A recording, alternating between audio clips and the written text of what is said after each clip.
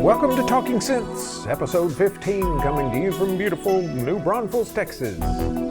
Today, we're going to talk synths about floppy disks, floppy drives, and all that kind of stuff.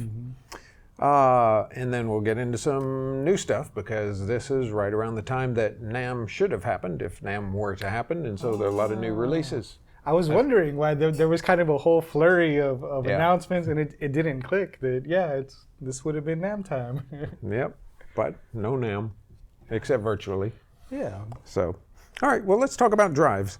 Lots of synthesizers, samplers especially, use floppy drives. And there are different types of floppy drives, different types of floppy disks. A lot of people always have questions about disks that don't work, or disks that don't that aren't compatible, and et cetera, et cetera. So let's take on that topic bravely. First of all, let's sort of walk through the history of floppy disks as far as synthesizers are concerned. First, back in the days when floppy disks were really floppy, we have these 5 1/4 inch disks, and this is going to go in this drive here. This drive hooks up to the synclav. Is that right? Yeah, it's our synclavier 2. Yeah. So that disc slides up in there. Can't see it from the back, but that is how floppy disks started, big and floppy.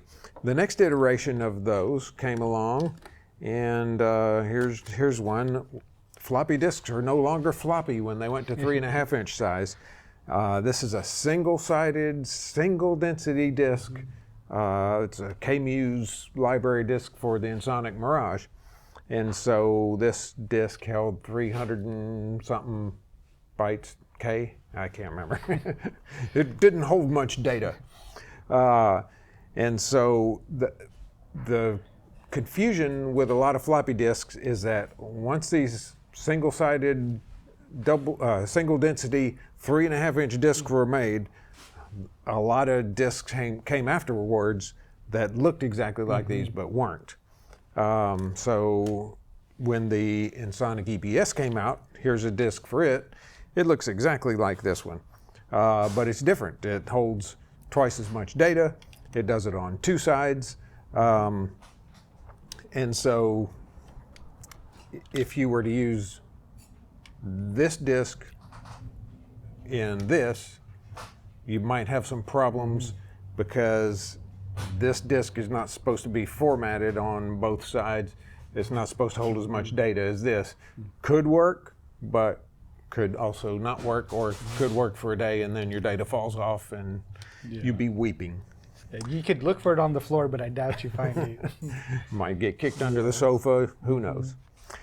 Now, the next bit of confusion, the next floppy disk came along, high density disks, and you can tell, well, first, they look almost identical, of course. But the difference is this one says HD in the upper right. On this particular disc, it's printed in white, so it's a little more evident, but some of them just have that kind of embossed in the blackness of the disc, and you got to look kind of close to see it. But the real telltale signal is that the double-sided, double-density disc only has one hole in the corner, and that's got the little slider window to close it off. The high-density disc has that plus another hole. So if your disc has 2 little square holes in the bottom, it's a high-density disc. And that little sliding window, of course, is to protect the memory on the disc. If it's slid to where it's open and you can see through it, then you cannot write to this disc. Okay. So the drive has a little doodah that slips up into that hole, and if the window write protect. If the window lets that doodah, I think that's the technical term, if it lets it slide up in there, then it precludes the drive from writing to this disk. So those are all the different types of disks. Drives have the same confusion to them. Here's a 3 1/2 inch floppy drive here. Is this a double density drive? Is it a high-density drive? I could not tell you. Is it a single-density drive? I can't tell you either without looking at the part number and punching that in our system and knowing what we have here. So they all look the same. The same disc will go into this. It doesn't matter which of the discs I put in there. So it's hard to know. That creates a lot of confusion if you have, let's say you have an EPS sampler and the disk drive goes out. You can't just buy any 3.5-inch drive off eBay and stick it in there and think it'll work, because it won't. It's got to be the right density as far as high density, single density, whatever.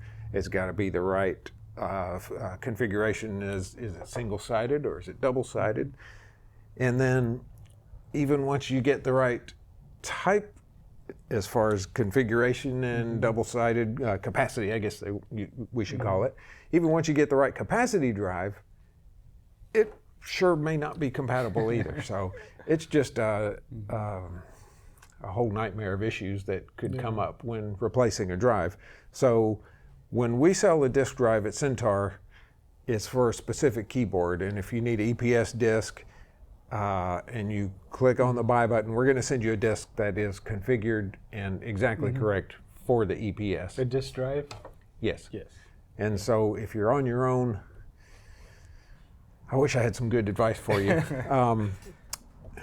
We have a book called Sample Magic, which deals with the Ensoniq samplers, and it gets into the specifics of which drives work with which keyboards. But if you have a Korg or a Yamaha or a Roland that has a disk drive and you wonder if something else works, I don't know what to tell you other than, if there's information on the internet and you can punch it into Alta Vista and find that, or even that new Google thing, then that might answer some questions. But it's a really hairy question and a hard one to answer. Yeah, I think it's one of those things. The internet, is going to be your friend in this situation. Online forums, we host an online Syntaur forum where technicians like to hang out. So that could be a possible place to post your question.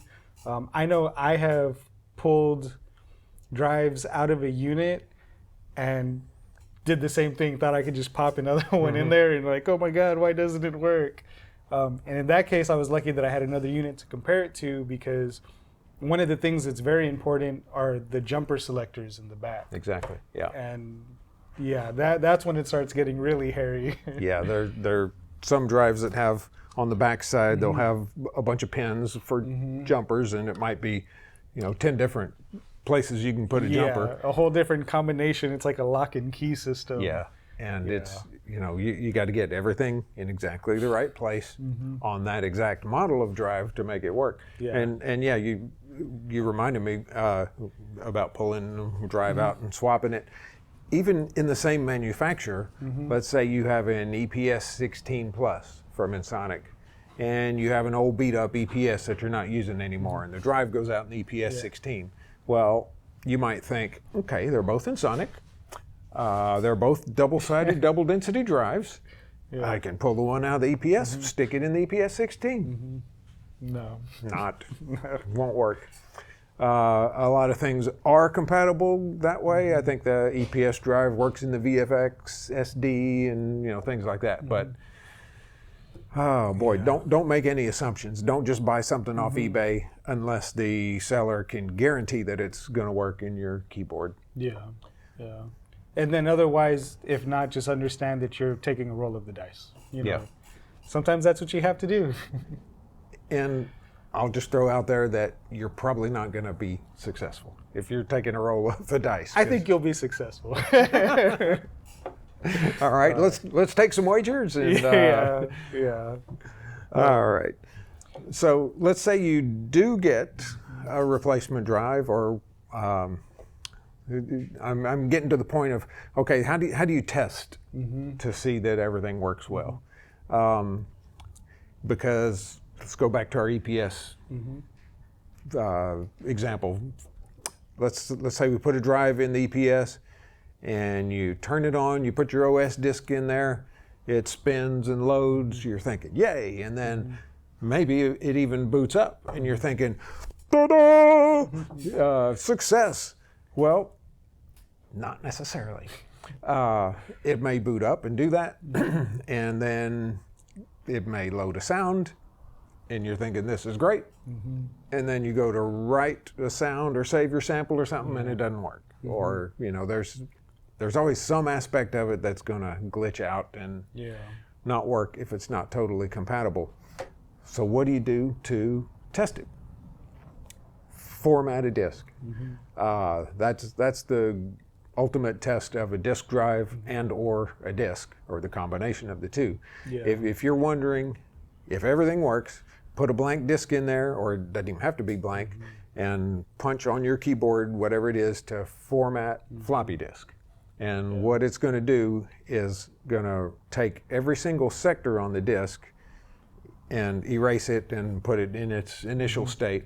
It's going to do that for every single sector, and then once it does that, it's going to go back and it's going to check every single sector for what's on there and make sure it's correct. So it not only writes to the whole disk, it reads from the whole disk, every single sector everywhere. So if you format a disk and it works, you are good to go.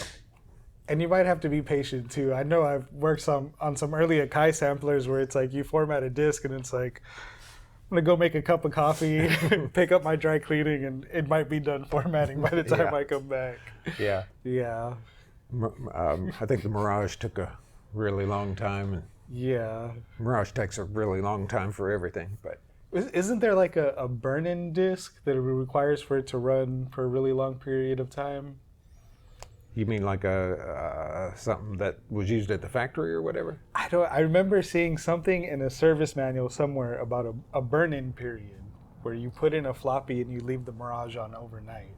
But I don't remember what it pertains to. Yeah, I don't know the specifics of that, but I know keyboard manufacturers generally have.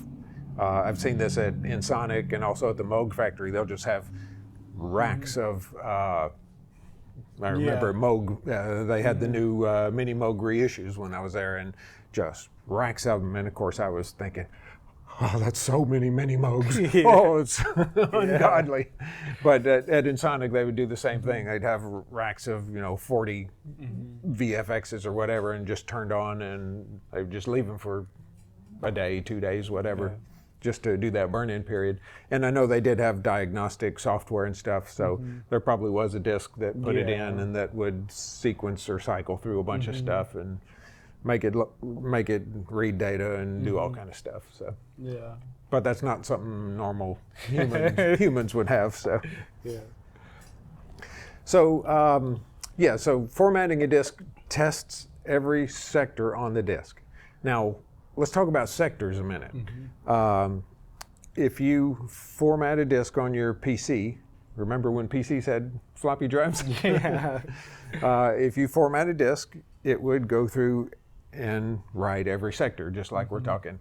And I think there are 80 sectors on a floppy disk or something. Those sectors that the PC writes are different from if you did that on a Mac. Okay. At least back in the old days. Those sectors on the PC are different from not only Mac, but also an Insonic keyboard.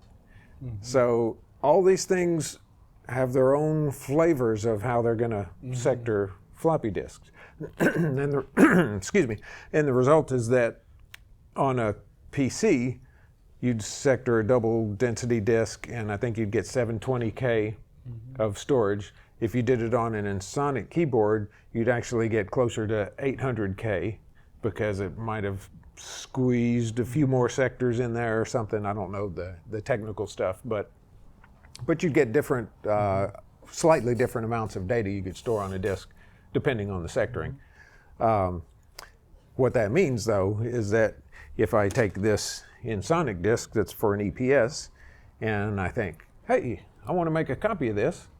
So I have an old PC that has a floppy drive in it. So I just put this in and I'll drag and drop all the files to my PC and then I'll drag them back to another disk and I can make a copy.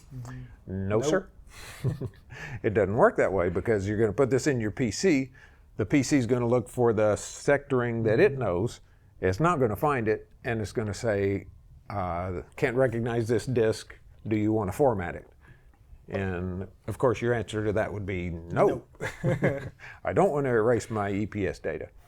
So yeah, everything being Mac, PC, Ensoniq, Akai, whatever, they all have their own proprietary formatting. Yeah, that all got better as time progressed, and I think the later Akai stuff, for instance, MPC 4000 maybe, I don't quite remember specifically, but as time progressed, people started adopting more standard things, and like those later Akai samplers, you could put them in your PC and see the data.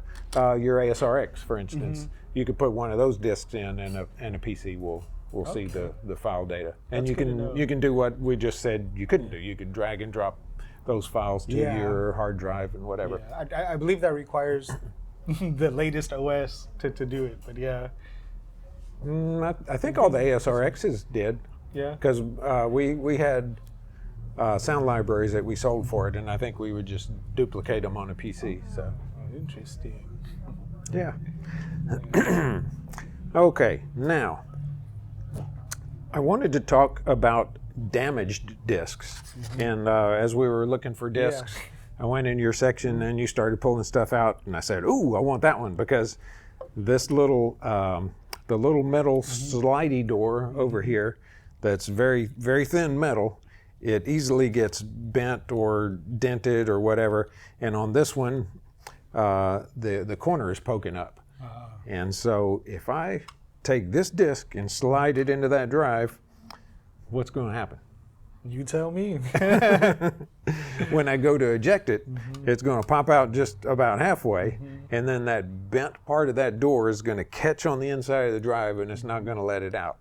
And if you're an impatient sort, you might yank on that and it's not coming out, and then you might yank a little harder and then it does come out, but this slidey door on the disk is going to bend some more, and it's going to flop backwards inside here, and parts of the disk drive are going to catch on it, and you might pull those or bend those or whatever. It's going to be a nightmare. So what I wanted to get into some here was, what do you do when your disks start being naughty like that? Well, let's say that this particular disk here is the only copy of this that I have, and it's the disk that has the magic sound that makes my record I'm working on, it's gonna make it soar to the top 10, and it's the only copy of that, and I gotta have that. Well, what do you do? Because you can't, well, I guess you could put that in the drive and use it once and then figure that you'll never get it out. But well, let's start with that. Let's say you put it in the drive and it's stuck in there. Well, if it were me, I would take a letter opener or something like that, long and flat, and I would very carefully look inside the drive and very carefully move that disk around until I could see where the corner of this little metal sliding tab is, and then I would very carefully, you notice I'm using that term over and over, I would very carefully push that little piece of metal down so that I could pull it out. You want to do some very gentle surgery, and you probably can get this out. But let's say it's bent so bad that you're afraid to even put it in, or it's just looking like, you know, it's going to be a nightmare if I even put that in the drive. What do you do? Well, what I would do is I would grab that bent corner and I would yank on it with reckless abandon, and a spring would pop out, and this metal piece would bend crazily, and it would come off of the drive, come off of the disk, and then I'm sitting here holding the disk without that metal piece. That's not a big deal, really. That's not a big deal at all, because the only function of this sliding thing is, you can see for the YouTube viewers, when I slide that over, it basically uncovers a rectangle where you can actually see the magnetic disk medium in there. So if I yank that off with reckless abandon and toss it under the couch, it's just going to leave this plastic floppy disk and it's going to have that rectangle exposed, but that's no big deal. I mean, you don't want to leave it that way, but you can pull that thing off, and then you can put the disk without that in your drive, and it's going to work exactly normal. Maybe at least give you enough couple of uses to make a copy of it. Exactly. Is what I would think. Yeah. That there is the key word. When you start getting into this kind of trouble, your mission is to get it in the drive, read what you need, and immediately copy it to a new disk. So, yeah, the moral of this story is going to be, if you have stuff on disk, make backups. Now, so I was just thinking up over at Syntaur North at the recording studio, I remember seeing a carrying case full of floppies, and plastered on it said, floppies do not send through X-ray machine. Yeah. Was that for like airports, or was that? Yeah, that was, I think I was bringing a whole lot of stuff to Malaysia to do a tour and do some recording over there. And so it all had to go through air freight and all that. And so what you don't want to do is, I mean, that is an immense amount of work. It was a lot of floppies. It was not. It was probably 1,000 floppies in that. Yeah. And most of those, or many of them, are my own personal samples. And so, yeah, I didn't want to lose that data. But of course I have backup somewhere. Yeah. But I didn't want to lose it anyway. So, yeah, so what you don't want to do is put that on the airline belt, and then they roll it through and blast it with X-rays, gamma rays, LMNOP rays, and all that, and then Stingrays. Yeah. And then you end up with your data stung and gone. Yeah, the dreaded insonic message was you put a disk in and it says, disk data corrupted. Oh. It's like, oh. So let's talk about that. What do you do if you get that message or its equivalent?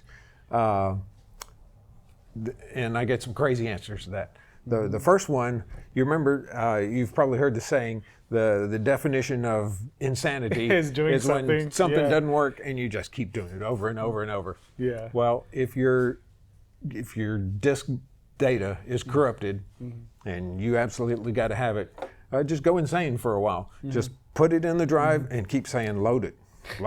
And data corrupted. Well, try it again. Data corrupted. Well, try it again. And maybe on the 9th time, it's going to say, okay, I got this one file. And then you say, hallelujah, and you save it to a new disk. I've had it happen. That totally reminded me of, once again, I don't know if it was hazing or not, but it's got to be a Gerald story. Yeah, Gerald had me load the factory sequences into a Lindrum using the computer that I have, the desktop, and it took all day. I mean, it took hours. It took hours in trying to repeat, and just it was the definition of insanity. Because you were loading audio data? Yeah, I was loading audio data from the computer to the tape in. So it's like a WAV file or something? Yeah. Oh, yeah. Some of those things are so persnickety that you have to get the level exactly right. And then so the kicker was, he came in and yelled at me because it was taking me so long. And then he did it on his MacBook. And it took one try. And it loaded. Man. But he knew. So my desktop had a bad jack. The output on it, the output was real finicky on it, and then I had even tried, plugging it into a speaker to hear it, and I was just very new, and I knew I should be listening for something, but I didn't know what I was listening for. I also think there was an impedance issue.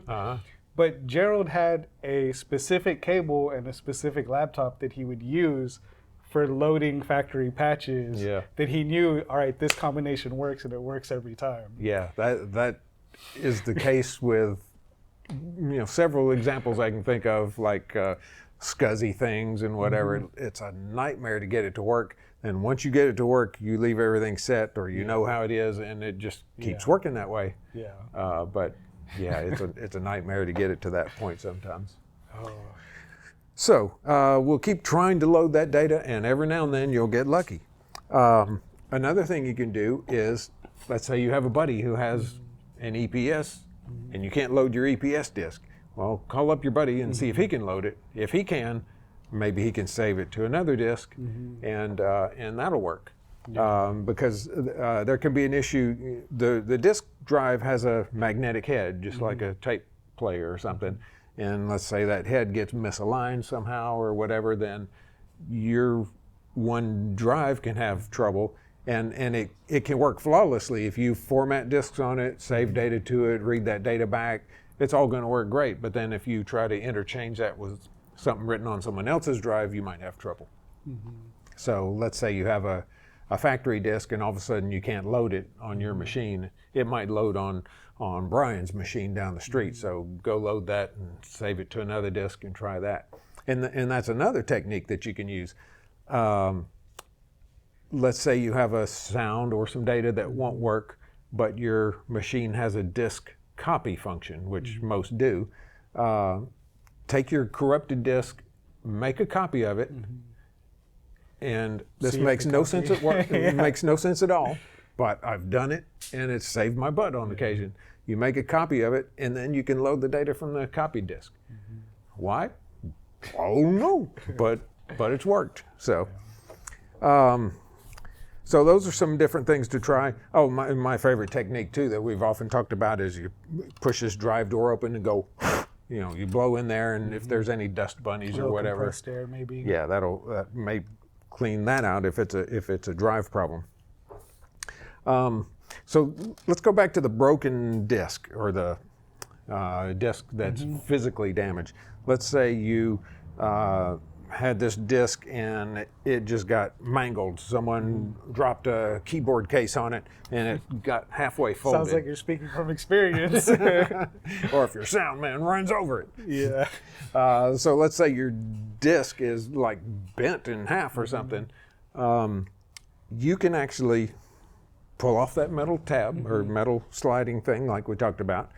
Next, you can go in with a razor blade or a sharp knife or something, and you can pry apart the two halves of the disk. It's like a pancake. And on the inside, you just have this circular magnetic disk. And so you just open this whole thing out, open this whole thing up, and there's that disk just sitting there. And then you very carefully and without touching the magnetic part, take that out. Now here's your data, and hopefully it's still intact. And then you take a worthless floppy disk or a new one even, break it apart and put the new disk inside of the plastic case, tape it together. Don't need to worry about the sliding door. Put that in your drive, pray that it works, and copy your data and make backups. So there's all kind of crazy techniques that you can use to do this. Another reason that disk might get stuck in the drive is sometimes the paper label starts peeling up, and so that gets gunked up in there. And same thing, get you a letter opener or something, butter knife, and go in there and just very carefully be able to pull it out without that getting stuck. So, you mentioned earlier that it reads from a magnetic head. So what about storing floppies next to magnets? Is that a thing?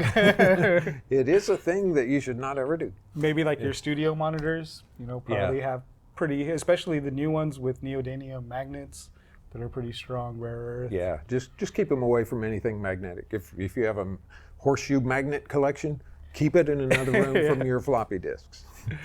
So, all right, so let's move on quickly to some new stuff. I'm going to start because I'm so excited about this new product that we have. It's a part number 9490. I've looked for this booger for years and finally found it. Wow. That is a black nylon washer that if you have an Oberheim OBA or OBXA or OB8 or something that uses these things on the end panels, the screws go through them. They're really hard to find, and I finally found them. All right, so maybe that's not as exciting as some of the new stuff that you have on your list. So Sequential has registered the OBX name. So that's really exciting for multiple reasons. Tom Oberheim's getting up in age, and this could very well be the last Dave Smith, Tom Oberheim joint venture.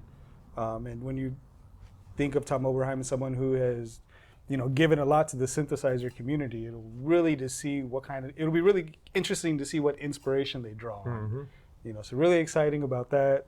The new IK multimedia Uno, the Pro Synth, that thing looks really interesting. It's intriguing to me because they say it's paraphonic, and I want to read about what they say that means, but generally means that you can play as many notes as you have keys.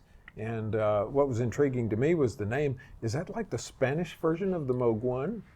Oh, I didn't even think of that, huh? So if you're playing Latin music, you would probably want to use the Uno. Or if you're playing Americana, you'd use a Moog 1. And we'll have to do a deep dive on paraphonic, duophonic, monophonic, because it's still something that's over. I get so confused. Coming up in a Synth Wizards episode that has stalled out from COVID, but we're going to get it out. So yeah, that Uno looks pretty interesting. Yeah, lots of, I didn't realize it was NAMM. So that kind of explains all the craziness, the Arturia Micro Freak updates, the new Roland MV1. Hammond released some synthesizers, which was pretty interesting, or at least one that I know of. And then the new Yamaha keyboard / synthesizers, the YCs, I believe. So yeah, exciting times to be alive. Cool stuff to check out. Well, let's check some out, and we'll get back to you guys next week. Until then, we'll bid you Modulator.